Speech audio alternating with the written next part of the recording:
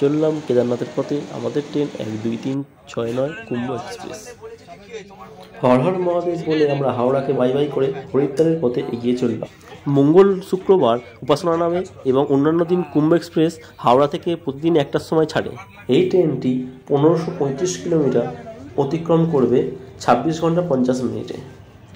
মাঝে দাঁড়াবে 22টা হল্ট স্টেশনে। আমাদের সিট আছে থার্ড এসি ইকোনমি, অত্যাধুনিক কোচ। প্রত্যেকটা সিটে একটি করে লাইট দেওয়া আছে, পার্সোনাল চার্জিং পয়েন্ট, সুইচ। আর এসিতে যেমন ব্যবস্থা থাকে বালিশ, দুটি চাদর, কম্বল দেওয়া আছে। এই ট্রেনটিতে general, sleeper, third AC, second AC, first AC coach আছে। বাথরুমটা আমরা দেখে নিই, পরিষ্কার পরিচ্ছন্ন এবং এতক্ষণে 2-3 বার পরিষ্কার করে গেছে। কিছুক্ষণ ছাড়াছাড়ি পরিষ্কার করে যাচ্ছে, এটা দেখে খুব ভালো লাগলো। থার্ড এসি ইকোনমির ভাড়া 1630 টাকা, থার্ড এসির ভাড়া 1750 টাকা, আর স্লিপারের ভাড়া 670 টাকা। হাওড়া থেকে হরিদ্বার। এই ট্রেনটি এমনিতেই রিসিভ টাইম 50 মিনিট দেরিতে ছেড়েছে। হাওড়ার পরে এরপর স্টপেজ আসানসোল, তারপরে চিত্তরঞ্জন। ট্রেনে সবাই ঘুমিয়ে পড়েছে, আমি জেগে আছি মনে হয় ভিডিও করার চক্করে। আর ট্রেনে ঠিক ঘুমটা আসে না, এই বাইরের দৃশ্য দেখতে দেখতে সত্যি রাতটা কেটে যায়।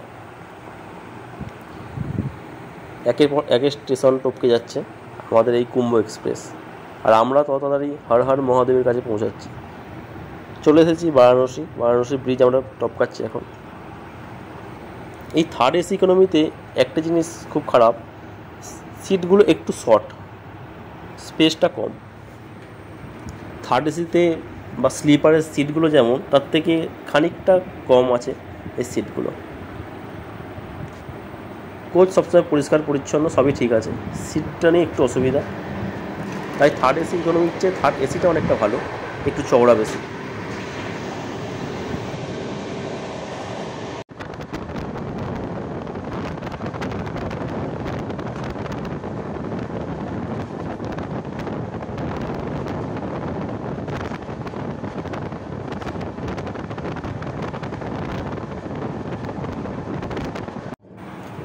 আমরা এবার প্রবেশ করছি নবাবের শহর লখনউয়ের কাছে।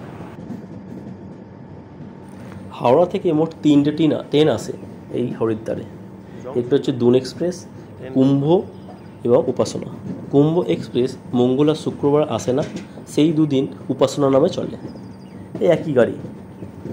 আর একটা কথা বলবো, ট্রেনটি যেহেতু বিহার উত্তরপ্রদেশের উপর দিয়ে যায়, তোমরা স্লিপার কোচটার অবস্থা আমরা খুব ভালো দেখছি না, কারণ সবাই এখানে উঠে পড়ে, খুব বাজে জিনিস।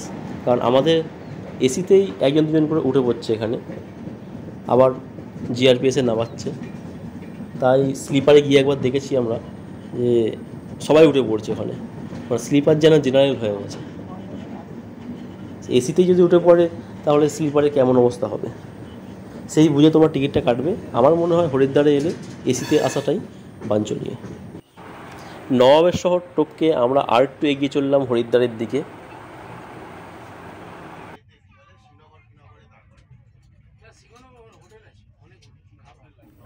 হরিদ্বারে নেবে আমাদের প্রথমেই পরের দিন কেদারনাথ যাওয়ার বাসটা অবশ্যই বুক করতে হবে। বাস ভাড়া ওই 700-800 টাকা করে নেয়। হরিদ্বার থেকে সোনপ্রয়াগ অবধি ওই সীতাপুর বাস স্ট্যান্ডে নামিয়ে দেয়। সীতাপুর বাস স্ট্যান্ড থেকে আমাদের যেতে হবে সোনপ্রয়াগ হেঁটে ওই 1 কিলোমিটার মতো। তারপর ওখান থেকে আবার গৌরীকুণ্ড থেকে পায়ে হেঁটে কেদারনাথ যেতে হবে।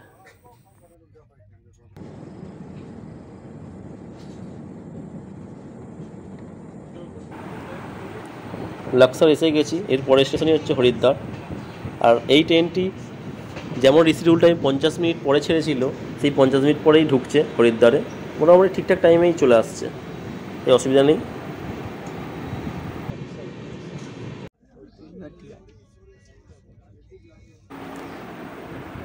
পৌঁছে গেলাম আমরা হরিদ্বারে। ওয়াও,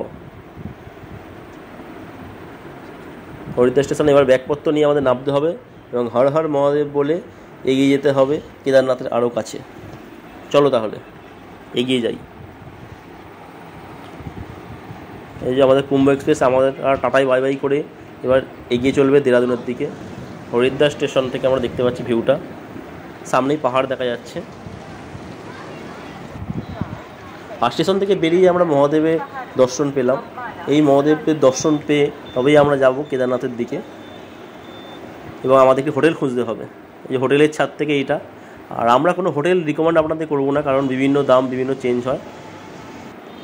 আমরা বেরিয়ে পড়েছি একটু সাইট সিনে ঘুরতে, একটু স্নান করতে হবে। গঙ্গার ঠান্ডা শীতল জলে আমরা স্নান করে নেব। এরপর আমরা যাব একটু আরতি দেখতে। তারপর বাসের টিকিট বুক করতে হবে পরের দিনের জন্য, কারণ আমাদের এখান থেকে যেতে হবে কেদারনাথের দিকে সোনপ্রয়াগে। স্নান টান করে আমরা চললাম আরতির দিকে,